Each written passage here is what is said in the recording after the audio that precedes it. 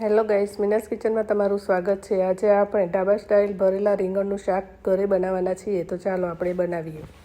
રીંગણને આ રીતે કાપા કરી લેવા। પછી તેમાં મસાલા માટે સિંગદાણાનો ભૂકો, ચણાનો લોટ, તલ, ખાંડ, લસણની પેસ્ટ, મરચાંની પેસ્ટ, કટ કરેલું ટામેટું, લીલા ધાણા, હળદર, લાલ મરચું, ધાણા જીરું, સ્વાદ અનુસાર મીઠું નાખી મિક્સ કરી લેવું અને પછી ઉપરથી લીંબુ એડ કરીને સારી રીતે મિક્સ કરીને કાપા કરેલા રીંગણમાં મસાલો ભરી લેવો। આપણા રીંગણ ભરાઈ ગયા છે। કુકરમાં 2 પરી તેલ લીધું છે। તેલ ગરમ થાય એટલે તેમાં રાઈ, જીરું, હિંગ નાખી રીંગણ નાખી લેવા અને બટાકાને આ રીતે કટ કરીને નાખી લેવા અને વધેલા મસાલો પણ નાખી લેવો।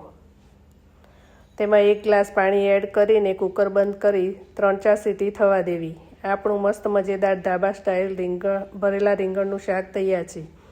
જો તમને આ વિડીયો ગમ્યો હોય તો વિડીયોને લાઇક કરો, શેર કરો અને ચેનલને સબસ્ક્રાઈબ કરો। મળીશું એક નવી રેસિપી સાથે। ત્યાં સુધી બાય બાય, થેન્ક યુ।